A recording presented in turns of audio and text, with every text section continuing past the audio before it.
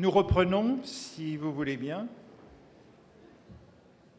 Et notre invité aujourd'hui est Georges Didier Huberman, qui est philosophe, historien de l'art, qui enseigne à l'École des hautes études en sciences sociales et qui est l'auteur d'un nombre considérable de livres que je n'énumérerai certainement pas, parce que cela me prendrait trop de temps, d'ouvrages qui portent sur l'histoire, sur la théorie des images, sur les rapports entre histoire, mémoire, récit et image, et sur une période historique qui est très large, de la Renaissance à l'art contemporain, plus récemment sur le cinéma, parce que je crois que c'est assez nouveau, vous parliez du cinéma, et qui s'est intéressé au moment de la Première Guerre mondiale, mais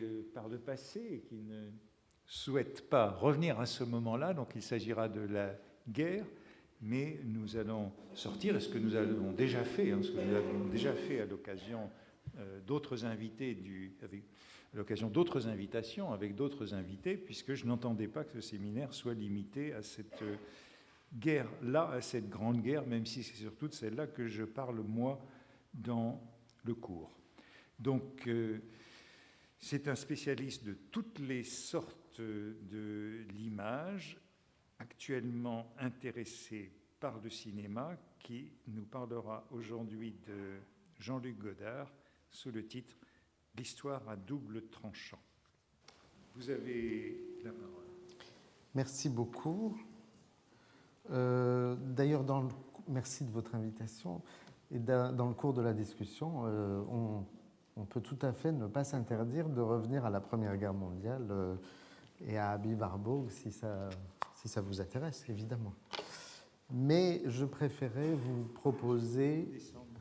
Bon, comme vous voulez. Oui, d'accord. Je remonterai... Ah oui, bien sûr. Je vous proposerai donc quelques bribes d'un travail en cours. Pour vous dire de façon toute simple que pour Jean-Luc Godard, qui sera donc mon objet ce soir, le cinéma, c'est une guerre. Le cinéma est en guerre. Le cinéma est une guerre. C'est un champ de bataille. Le cinéma de Godard, c'est un cinéma qui est en guerre avec la guerre, d'ailleurs. Et puis, bien sûr, c'est un cinéma qui est en guerre avec lui-même. Il est en guerre avec lui-même parce que c'est un art de voir, le cinéma, à qui il arrive souvent de ne pas vouloir voir. Dans l'entretien de Jean-Luc Godard avec Youssef Ishaqpour, un livre magnifique qui s'intitule « Archéologie du cinéma et mémoire du siècle », Ishaqpour s'adresse à Godard et lui dit « Vous dites que la flamme s'est éteinte définitivement à Auschwitz. » Et Godard répond « C'est un peu abrupt, mais oui, la possibilité de penser s'est éteinte à ce moment-là. Là où le cinéma s'est pris les pieds dans lui-même, c'est que cette obligation de voir, il n'a pas su, n'a pas voulu, n'a pas pu, il ne l'a pas fait au moment du nazisme. Cette obligation de résistance, il y a un film qui l'a fait sciemment, c'était Rome ville ouverte, et ensuite, ça a disparu. La pire façon pour un art de voir comme le cinéma, la pire façon de se prendre les pieds dans lui-même, ce qui est une expression d'ailleurs assez étrange pour une activité comme le cinéma, aura bien été ce refus de voir, ce qui suggère par opposition, chez Godard, à la fois une volonté de voir qui serait assimilable, dans ses propres termes, à une volonté de résister. Chez Godard, c'est très simple. Enfin, non, rien n'est simple. Mais il y a quelque chose de simple, c'est qu'il y a une bifocalisation très forte de l'histoire dans deux dimensions qui sont deux dimensions de la Seconde Guerre mondiale. Donc, d'un côté, les camps, de l'autre côté, le maquis, la résistance. L'histoire est à double face. Chez Godard, elle est aussi à double tranchant. C'est ce que je vais essayer de dessiner un peu trop brièvement, bien sûr, mais j'espère que ça vous sera sensible, puisqu'il est toujours possible et même fréquent de se détourner. Il est possible de résister et il est possible de se compromettre. Il est possible de voir et il est possible de ne pas vouloir voir. Et alors, ce qui est extraordinaire chez Godard, c'est qu'il assume une posture double, la posture, je dirais, de l'accusé potentiel, ce qui déjà, dans les histoires du cinéma, ça sera le seul petit extrait de film que je vais vous montrer, ça vient des histoires du cinéma, et c'est sur le motif sur lequel il y aurait beaucoup de choses à dire, de la trahison.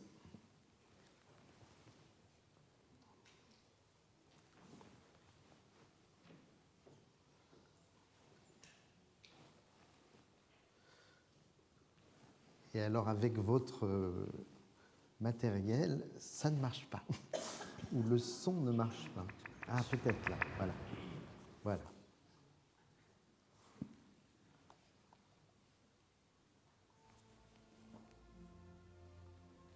Ça va mieux.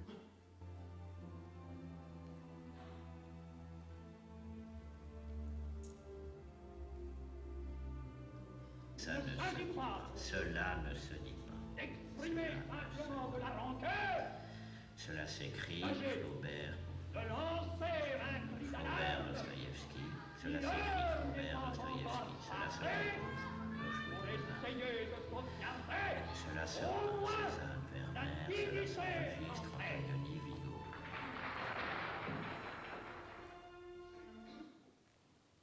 Vous avez entendu ou vous avez lu L'homme, c'est l'animal qui trahit, et le film, c'est l'histoire de cette trahison. Et puis vous avez entendu derrière des noms tels que Flaubert, Dostoïevski, etc. Ce qui aussi nous ramène à ce rapport extrêmement fort de Godard à la tradition littéraire. Je vais y revenir. Dans un entretien magnifique avec Serge Danet, Godard écrit ceci, ou dit ceci. Le cinéma a moins regardé le monde à un moment où on n'a plus voulu voir le monde dans l'état où l'avaient mis les camps. Le cinéma a disparu à ce moment-là. Moi, c'est à partir de là, rétrospectivement, que je me suis dit qu'en tant que cinéaste, fabricant de films, je suis en territoire occupé. Je fais partie de la résistance. J'en fais plus ou moins bien, sous-entendu donc partie, ou de la résistance. J'en fais plus ou moins bien. Je dois être comme René Hardy ou comme Trépère, comme dans ces romans que j'aime beaucoup, où on travaille pour tous les camps sans plus bien savoir. Et comme malgré tout, ce n'est pas une vraie occupation, on est un peu paumé et marginal. C'est une phrase, un ensemble de phrases absolument extraordinaire. Si je lis bien, il y a cette curieuse économie de langage qui fait que d'un côté, Godard assume une très grande radicalité, on parle d'un mal absolu, et on parle symétriquement d'une prise de position héroïque, faisant de Godard partie prenante de ce qu'il appelle donc la résistance. Puis dans la même phrase, il revendique de façon très étrange une ambiguïté, un goût pour le double jeu, comme dans ses romans dont il dit qu'il aime beaucoup le fait qu'on voit travailler des gens pour tous les camps sans plus bien savoir. Il est incroyable, ou significatif en tout cas, qu'il se compare ici à deux figures de la Seconde Guerre mondiale qui sont des figures limites, parce que René Hardy, on ne sait toujours pas s'il a été un grand résistant ou un traître infâme, ou les deux à la fois. Et Léopold Trépère, on ne sait toujours pas s'il a été un grand résistant ou un agent double, ou les deux à la fois. Et comme pour s'excuser en même temps de cette radicalité et de cette ambiguïté, Godard termine son propos en modélisant tout ça du côté de la légèreté. Bon, il ne s'agit que de cinéma, alors nous sommes juste des paumés ou des marginaux. Mais vous avez déjà senti dans ce seul exemple, il y en a une infinité, vous avez bien senti quelque chose de l'ordre de ce que j'ai envie d'appeler le double tranchant. Il y a deux tranchants, il y a des choix déchirants, nous devons trancher dans le réel. Et puis il arrive aussi, et c'est ce qui arrive en toute période trouble de l'histoire, c'est ce qui arrive au cœur des guerres, que l'on choisisse de ne pas choisir. Et qu'à la place, on prenne le pari d'un double jeu rêvé comme libre de toute contrainte et comme éventuellement gagnant sur tous les tableaux. La question étant, est-ce que c'est vraiment possible jusqu'au bout? En tout cas, Godard a un très grand courage. C'est qu'il ne se simplifie pas la vie d'artiste, de cinéaste, en affirmant que le cinéma lui-même est comptable de certains engagements historiques vis-à-vis de la pensée, de l'éthique, de la politique. Le cinéma est inséparable du tranchant de l'histoire, donc il doit être jugé. Il y a un usage très intéressant du mot « confondre » chez Godard. Confondre, ça veut dire quand on est juge ou procureur, on confond l'accusé. Donc Godard propose que le cinéma soit confondu par l'histoire, jugé par l'histoire. En même temps, il a un autre sens du mot « confondre » qui est que le cinéma est un médium historique par excellence et peut-être à ce moment-là confondu à l'histoire dans un état d'inséparation. Depuis, je ne sais pas, la sortie des usines Lumière en 1895, le cinéma est confondu à l'histoire. Mais il est aussi comptable de l'histoire politique. Eisenstein, contraint par Staline d'abandonner son grand film inachevé au Mexique, des artistes juifs allemands persécutés par le régime nazi qui émigrent à Hollywood et qui inventent une nouvelle façon de faire du cinéma. Puis, à un autre niveau, qui est celui sur lequel Godard lui-même veut intervenir, c'est lorsque le cinéma devient... Mais avant Godard, il y a 1000 exemples. Il y a Intolérance de Griffith, il y a Le Dictateur de Chaplin, il y a Octobre, il y a Rossellini, mais aussi très proche de lui, il y a Jean Rouch, il y a Chris Marker, il y a Marcel Ophuls, il y a Claude Lanzmann, il y a Peter Watkins, il y a Jean-Pierre Gorin, il y a Klug, il y a Farocki. Bref, un cinéma devenu un art, non pas pour représenter l'histoire, mais pour en faire de l'histoire. Et bien sûr, les histoires du cinéma sont l'œuvre de cette hypothèse. Il s'agit, au fond, dans les histoires du cinéma, de transformer une destruction, celle subie en particulier par des millions d'êtres humains à l'époque même où lui, Godard, enfant, il dit lui-même, au moment de la guerre, quand j'étais enfant, je jouais à la guerre. Il épinglait des petits drapeaux nazis sur les cartes d'Europe et d'Afrique pour marquer l'avancée de la Wehrmacht. Il se plaît lui-même à dire qu'il était plutôt du côté des Allemands dans son âme enfantine, dans ses jeux d'enfant. Et bien sûr, quelque chose qui transforme cette destruction en une histoire, en une pratique historienne, dans une sorte de conversion considérable, convertir une économie de mort en économie de, eh bien, à un moment donné, comme vous le savez, c'est un carton très célèbre des histoires du cinéma qui paraphrase ou qui semble paraphraser les écrits de saint Paul. En lettres capitales, l'image viendra au temps de la résurrection avec, comme vous le notez sur cette image, il y a une sorte d'aura, de tache aveuglante, qui se situe quelque part entre une lueur mystique et tout simplement un projecteur de cinéma sur un plateau de tournage, bien sûr. Quelque chose sur quoi on pourrait discuter en long. Il y a toute une tradition de cette problématique résurrectionnelle. On la trouve déjà chez Alberti, par exemple, dans ses textes sur la peinture, mais on les trouve plus précisément, plus proches de Godard, chez quelqu'un comme André Bazin, avec cette capacité du cinéma de revoir indéfiniment le passé, de revoir la mort elle-même, comme pour, dans l'économie de Godard, rédimer une faute originelle, celle de n'avoir pas vu. Alors, on n'a pas vu, mais on va essayer de revoir.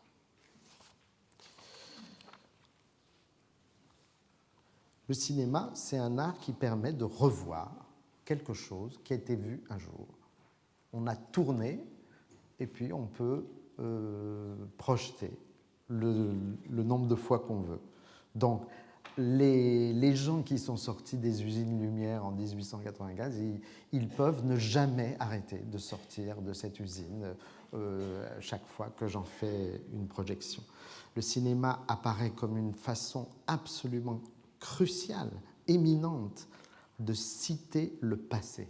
Ce qui a été tourné un jour retourne sous nos yeux dans le temps répétable à loisir de la projection. Le cinéma est donc bien une machine à remonter le temps, mais dans tous les sens du mot remonter, et à remonter l'histoire, dans tous les sens du mot remonter.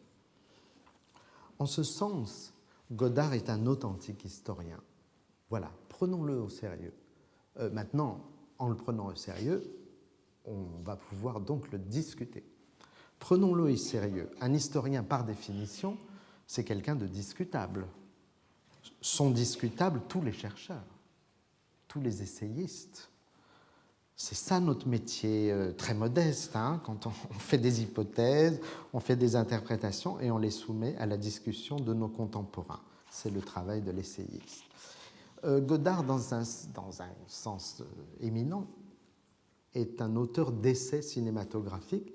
Quelques-uns font de lui l'inventeur de l'essai cinématographique. C'est abusif, parce que, par exemple, La Rabbia de Pasolini, c'est 1962, par exemple, mais même avant Pasolini, vous avez beaucoup d'Allemands des années 30 et des Russes, évidemment.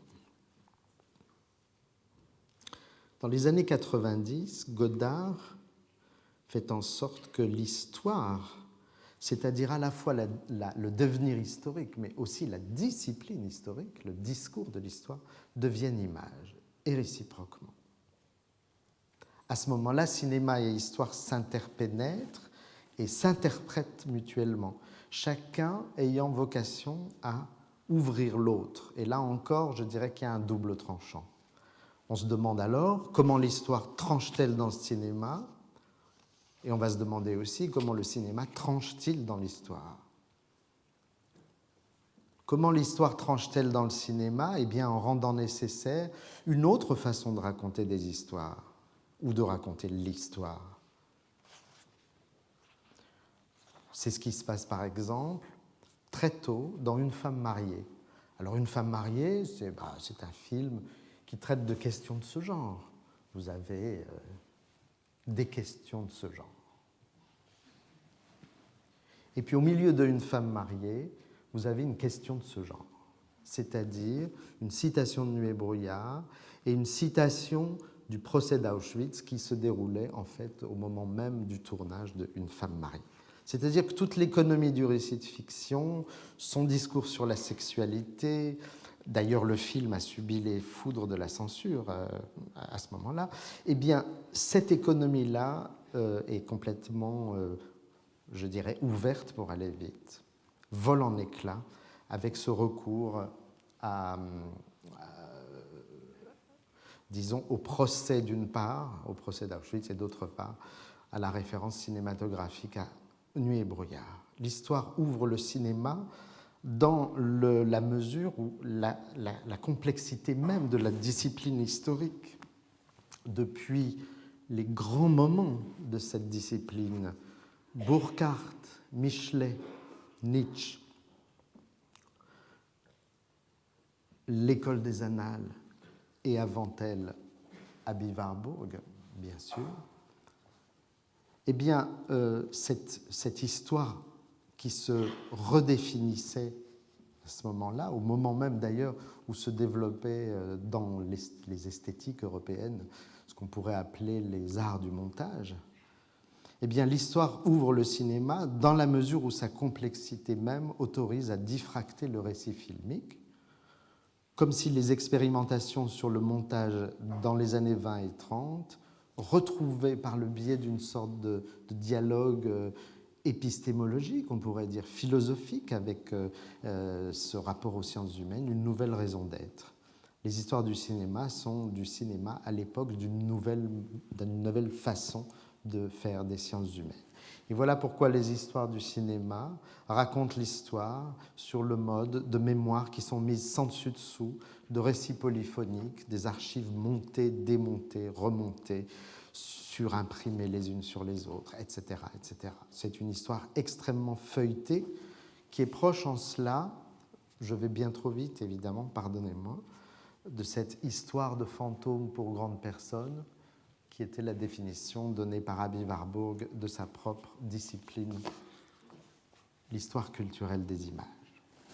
Comme dans Mnemosyne, le grand atlas d'images composé par Warburg à la fin de sa vie, Godard laisse une place à ce que Warburg lui-même appelait une iconologie des intervalles, façon de perturber à la fois l'économie figurative et l'économie temporelle des images.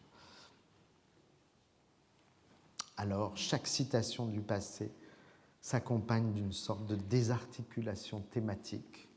C'est une expression que j'emprunte à Alain Badiou, qui a bien vu ça dans les histoires du cinéma, notamment.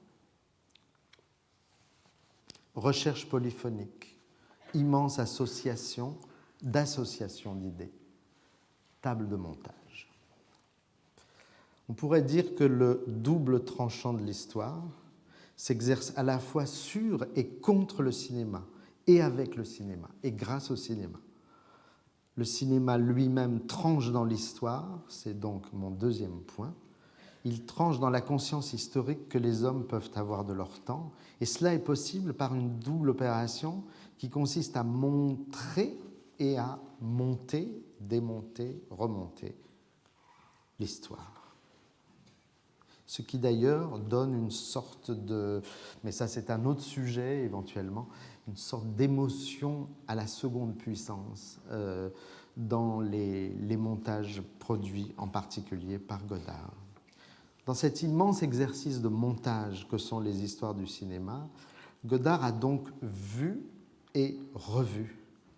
Il est retourné à un certain nombre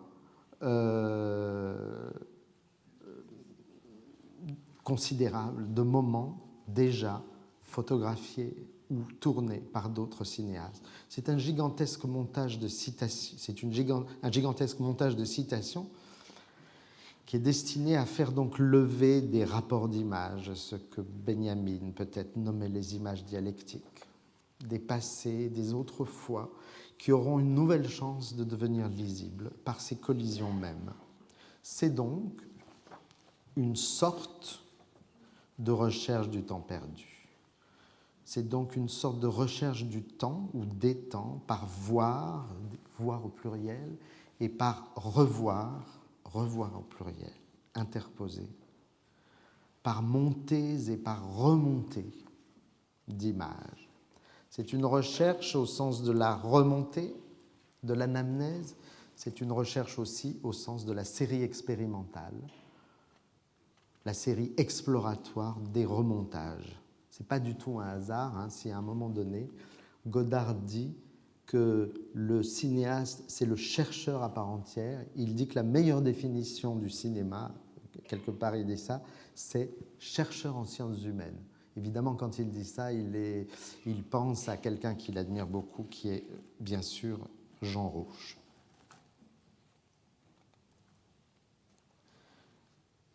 Godard pose les questions en termes de disparition. Je ne vais pas revenir sur la question de la résurrection. Si vous voulez qu'on en discute, on en discute volontiers, bien sûr, mais je ne vais pas m'appesantir sur l'interprétation complexe, évidemment, de cette question de la résurrection.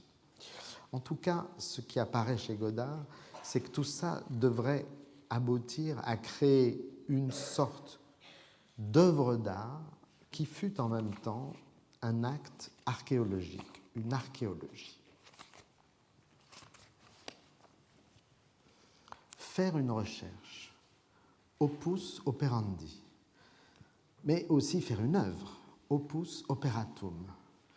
Faire une recherche, ça concerne tout le monde, il n'y a pas de droit d'auteur, c'est les sciences humaines, c'est le bien commun, c'est le séminaire, c'est un séminaire.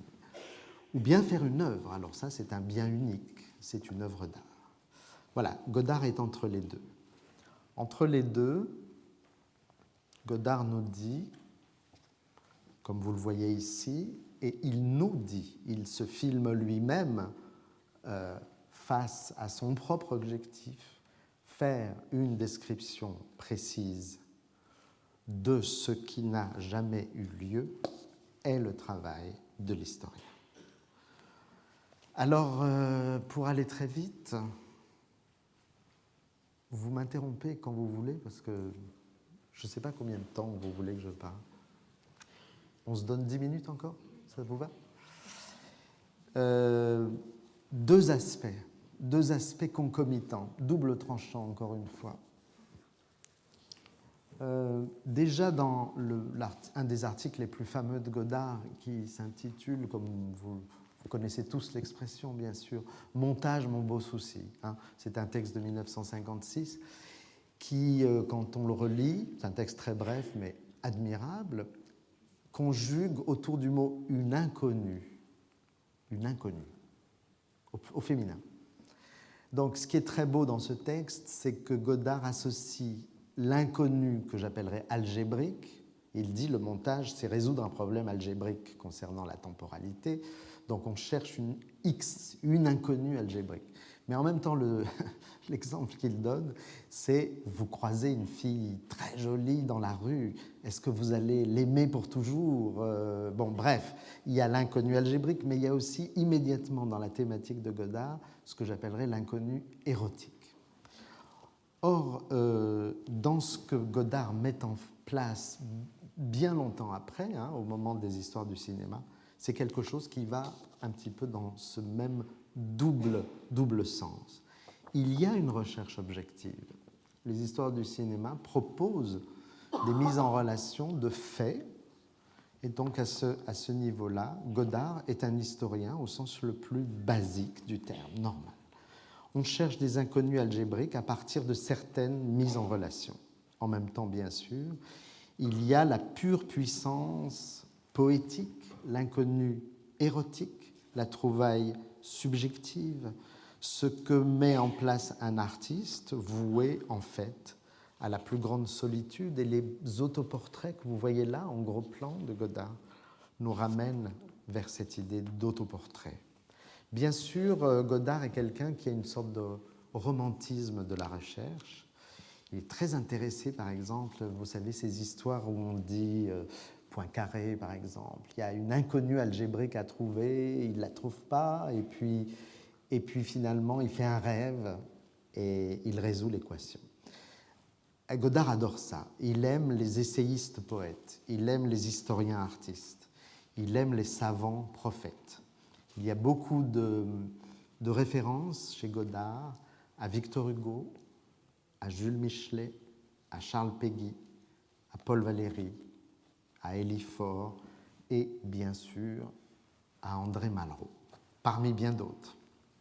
On comprend mieux dans ces conditions que Godard ait pu parler de l'histoire comme de l'œuvre des œuvres. C'est ce qu'il dit à Ishakpour, je vous cite. « Pour moi, l'histoire, c'est l'œuvre des œuvres. Si vous voulez, elle les englobe toutes. L'histoire, c'est le nom de la famille. Il y a les parents, les enfants, il y a la littérature, la peinture, la philosophie. L'histoire, H majuscule, disons, c'est le tout ensemble.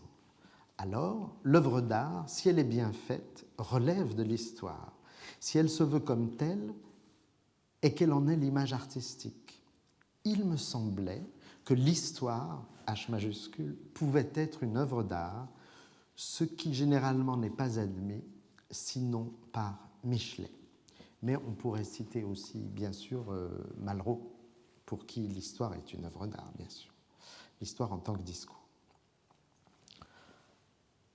Mais avec toutes ces références littéraires, poétiques, Godard revendique quand même ceci. Seul le cinéma peut raconter la grande histoire, dit-il. Pourquoi ? Parce qu'il est fait de la matière même de l'histoire, selon lui.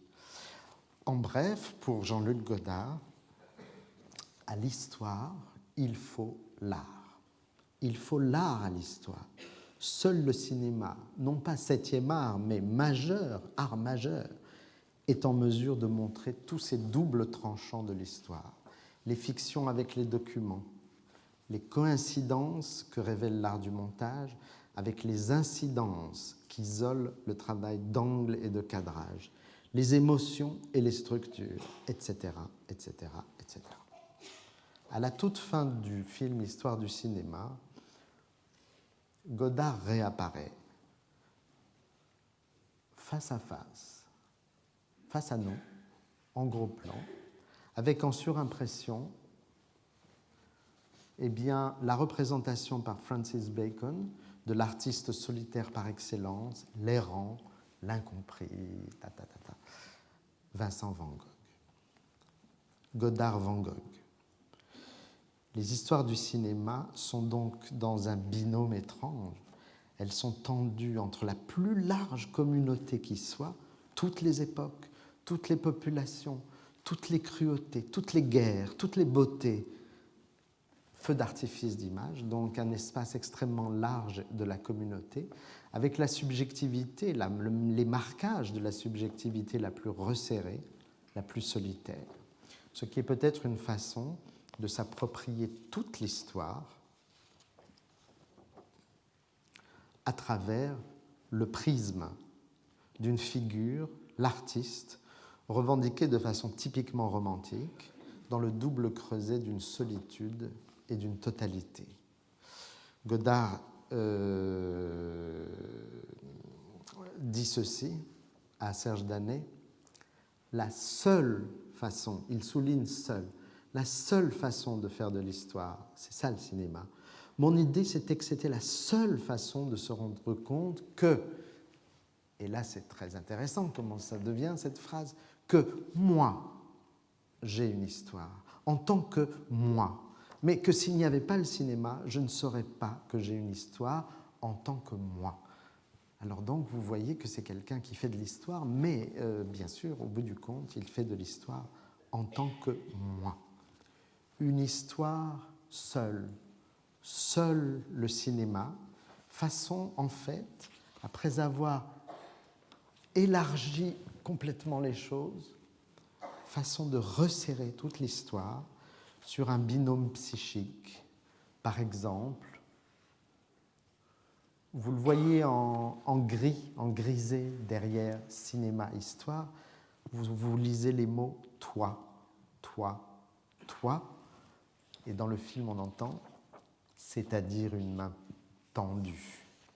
Et puis il écrit avec ces jeux de mots, ces jeux typographiques caractéristiques, il écrit que son film est à toi, il le dédie à la femme aimée, et accent aigu, moi. C'est-à-dire à toi et à moi, mais à travers, bien sûr, les moi. Le film, une des parties des histoires du cinéma, Les signes parmi nous, est donc dédié, je cite, pour Anne-Marie Miéville et pour moi-même.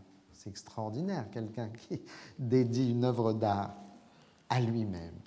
Resserrement de toute l'histoire sur le moi seul de l'artiste, ce qui, je trouve, est très touchant d'une certaine façon, peut-être un peu hyperbolique d'une autre façon, où l'on peut entendre, parce que Godard adore jouer sur les clichés littéraires, Madame Bovary, c'est moi.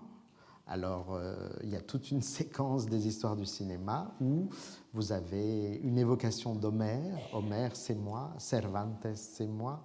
Joyce, c'est moi. Faulkner, c'est moi. Flaubert, bien sûr, c'est moi. Et là, dans l'exemple que je vous montre, vous voyez Joyce et vous voyez Poussin. Nicolas Poussin, c'est moi. Avec cette idée, au bout du compte, que toute cette histoire gigantesque nous est racontée par un homme tout seul, qui tape à la machine, qui parle dans son micro, avec une voix élégiaque, profonde, et qui dit et qui monte les images de tout ce dont il parle et imagine. Modèle, je le dis très rapidement, c'est celui-là.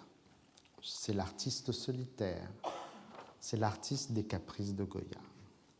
Oui, j'étais seul ce soir avec mes rêves.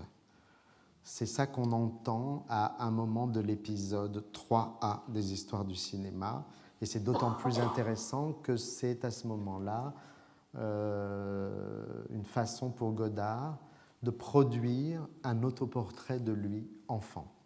C'est lui, c'est Godard enfant. C'est-à-dire c'est Godard à l'époque de la guerre, je précise. C'est Godard quand la guerre, historiquement, se déroulait. Il y a donc une question maintenant, je termine là-dessus, une question à poser. Qu'est-ce qui se passe entre la modestie inhérente à tout essai et la présomption inhérente à toute œuvre d'art? Est-ce que Godard se croit le créateur de cela même sur quoi porte son essai? Oui ou non? Est-ce que les histoires, c'est moi? Est-ce que l'histoire, c'est moi? Au fond, peut-être qu'on pourrait poser cette question en termes d'éthique et de politique, de savoir qu'en est-il de la position de Godard dans cette histoire que Jacques Rancière, dans un très très bel article sur les histoires du cinéma, nommait une histoire contrariée. Voilà, c'est juste une question. Merci.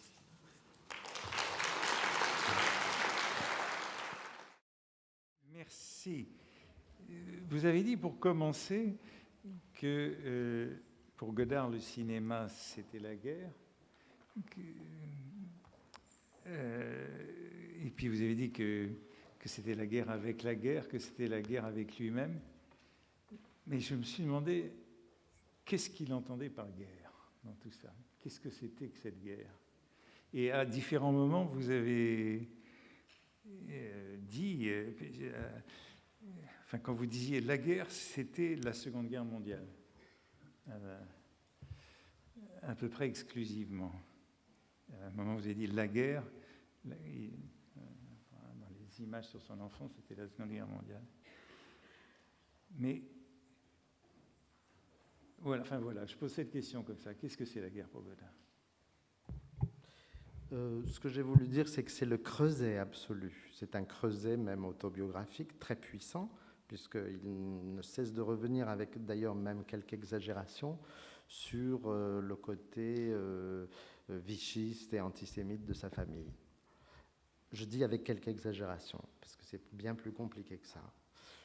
C'est le creuset parce que ce n'est pas le seul, ce n'est pas la seule occurrence, bien sûr. Godard est intervenu de façon très active à l'époque de la guerre du Vietnam et comme vous le savez, de la guerre d'Algérie. Et il y a une obsession chez lui sur laquelle on pourrait aussi longuement débattre, c'est sur le conflit israélo-palestinien. Mais, par exemple, dans un de ses derniers films, qui est Film Socialisme, vous avez donc une sorte de fixation sur le destin de l'or de la République espagnole après la guerre d'Espagne, quelque chose qui traverse toute la Seconde Guerre mondiale, et puis ça finit immanquablement chez lui sur ce conflit israélo-palestinien. C'est une sorte de fixation très puissante. Mais je voulais juste dire que c'était cette guerre cette Seconde Guerre mondiale pour lui est le moment capital où le cinéma en fait a joué son existence. Et c'est à cause de la Seconde Guerre mondiale que le cinéma en fait du côté italien, a bifurqué vers ce moment capital qu'est le néoréalisme. Et puis ensuite, c'est ce qui a rendu possible ce que Godard lui-même a fait, la nouvelle vague comme une sorte de réponse ou de continuation du nouveau réalisme.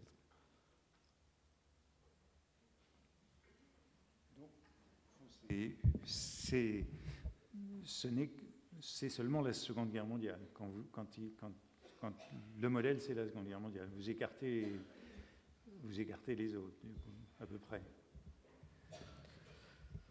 Enfin, en tout cas, je reviens sur cette oui. histoire. Algérie, pas si fortement que ça, puisqu'au moment de la guerre d'Algérie, ses positions d'ailleurs ne sont pas si claires que ça. Mais en tout cas, il y a quelque chose sur lequel il faut vraiment réfléchir, je pense, et discuter avec lui. C'est ce qui se passe depuis Ici et ailleurs, 1974, mais c'est un film précédé qui a été... Beaucoup d'images ont été tournées avant, donc en Palestine, depuis Ici et ailleurs, jusqu'à Notre musique, etc. C'est le conflit israélo-palestinien. Mais là où Godard il y a une sorte d'obsession, d'ancrage, c'est que Godard fait du conflit israélo-palestinien, y compris, je dirais, puisqu'il a interviewé Yasser Arafat une fois, Yasser Arafat, tout simplement, n'était pas d'accord avec lui. Godard, vous savez, joue de façon très bizarre sur les mots juif, musulman. Musulman, à la fois, musulman, c'est le fameux stade ultime de la déréliction d'un corps dans les camps d'extermination ou de concentration. Le musulman, cette appellation étrange, Godard joue sur ces mots, juif, musulman, et il dit musulman palestinien. Donc il y a cette espèce de jeu. Mais vous voyez, ce que je veux dire, c'est que même quand il parle du conflit israélo-palestinien, il y a toujours derrière cette espèce d'ancrage, je répète encore le mot, dans sa propre perception de la Seconde Guerre mondiale, dont il a été un témoin enfant. Oui. Il y a une place particulière de la Suisse dans toutes ces guerres. Il ne cesse de le dire lui-même. Donc, oui. Il le dit très bien, Oui. bien sûr. Tout à fait. Oui. Et puis encore au début, vous l'avez dit, la guerre, elle est représentée par deux choses, les camps, la résistance. Oui.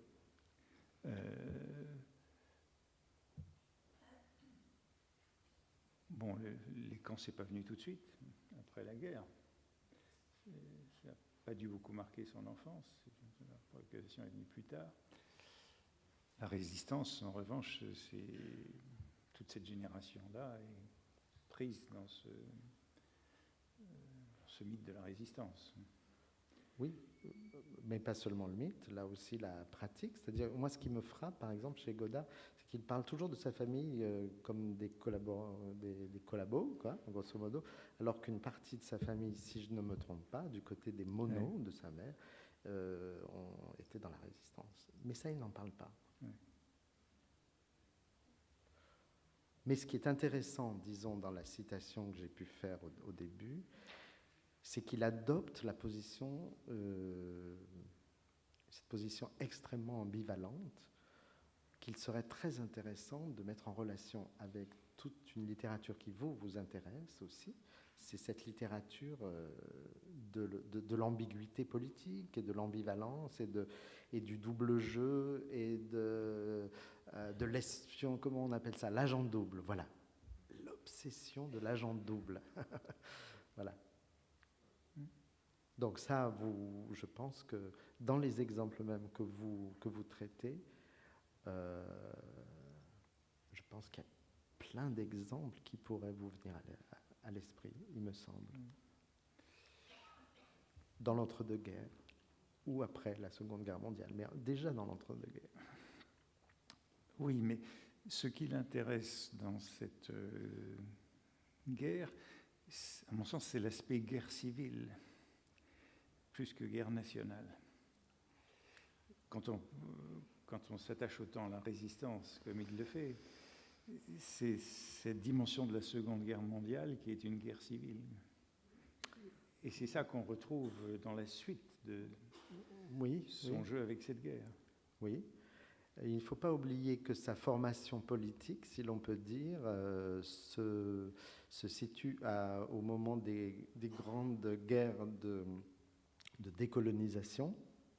Donc il est bien précédé par ça, par Pasolini par exemple, ou en Amérique latine par Glauber Rocha ou des gens comme ça.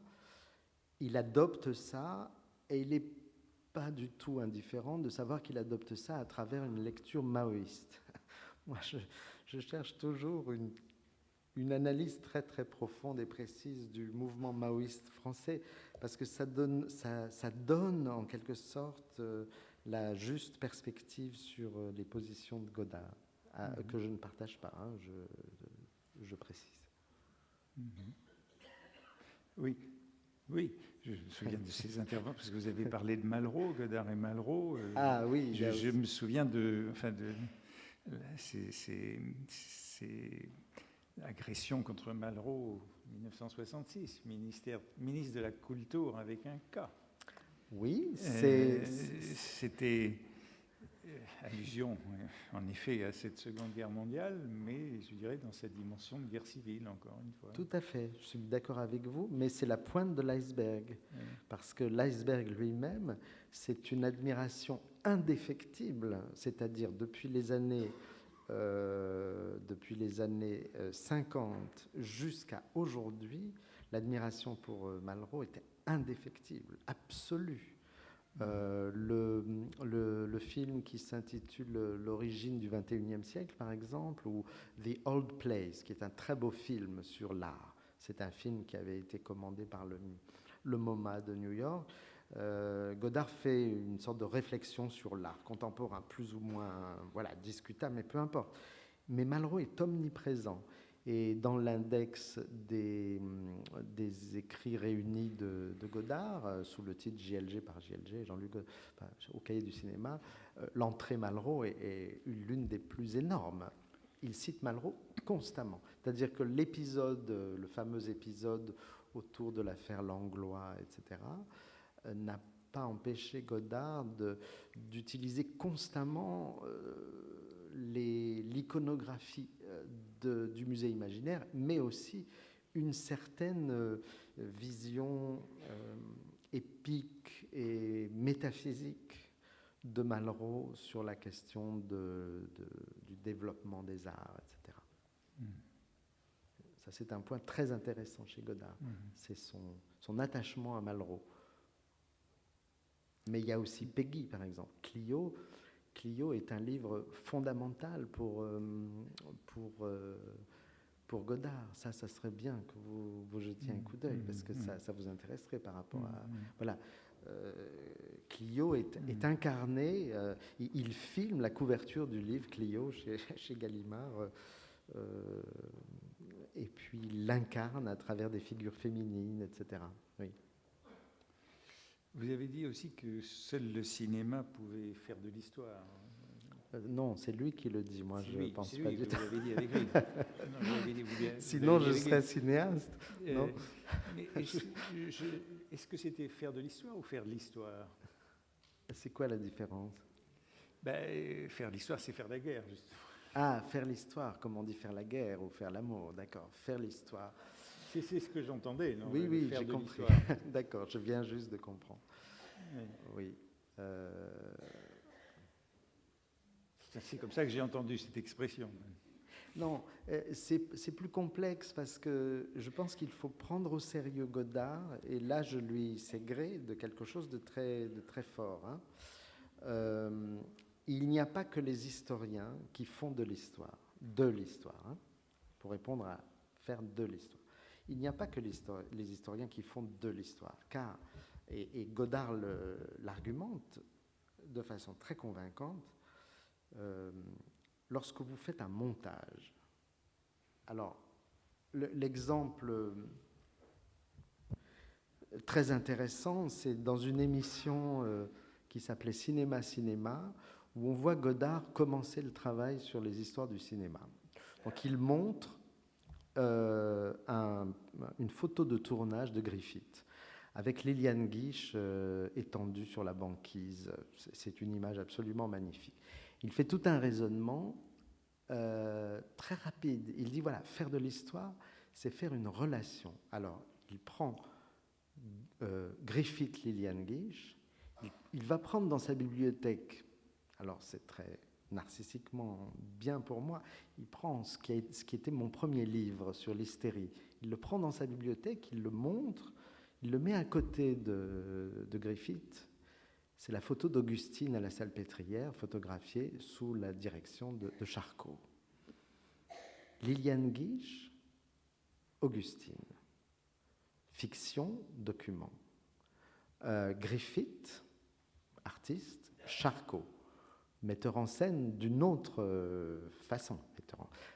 Et il met ça ensemble. Et son rapprochement est d'une très, très grande pertinence historique, parce que Charcot fait partie de ces gens qui ont contribué d'une façon ou d'une autre, culturellement, au développement, on pourrait dire, à la naissance du cinéma, à l'histoire du cinéma, puisque Charcot faisait faire des chronophotographies, des crises hystériques, etc. etc. Donc, il y a une pertinence remarquable dans le simple fait... Voilà, vous faites un montage, ou bien, ben revenons pour finir à Baudelaire, si vous le permettez, ou bien, comme le disait Baudelaire, de tout savant qui s'entend. Un savant doit développer sa faculté d'imagination, dit Baudelaire, c'est dans les notes sur Edgar Poe, mais il l'a dit plusieurs fois. L'imagination est cette faculté quasi divine, dit Baudelaire, et moi j'entends aussi quasi divine, c'est-à-dire que le fait de rapprocher deux images a une fonction pratiquement prédictive quelquefois. C'est ce qui se passe chez Warburg, c'est très très impressionnant.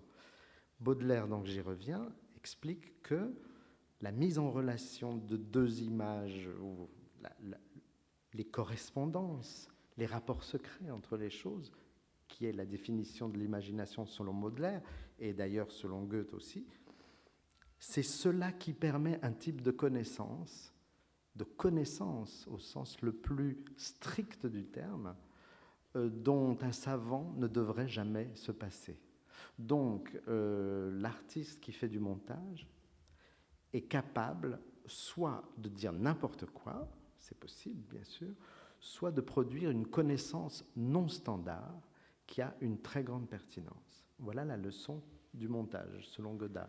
Et elle me semble, alors celle-là, parfaitement légitime.